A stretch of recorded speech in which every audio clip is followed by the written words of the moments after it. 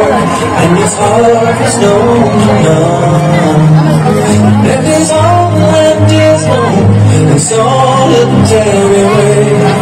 And it ain't to me a gift I know I'm never gonna repay.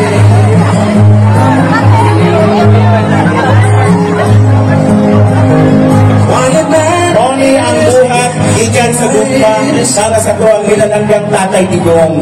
Mga cakes o cupcakes, no, nga ilahan yung utang nila patigumpa samtang kahimo gabig sila ini.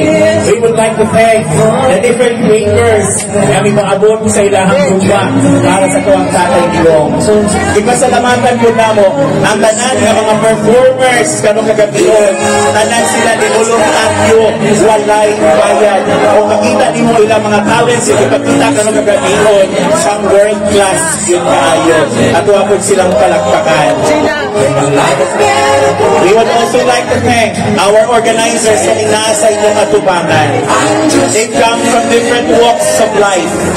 Ay uban, karoon pa lang nagkaila tungkol ni ini. Pero baliwala lang ang mga differences para lang sa pag-idugma sa itong nasod o pag-idugma ng Tatay Digong. At wapod silang palakpakan.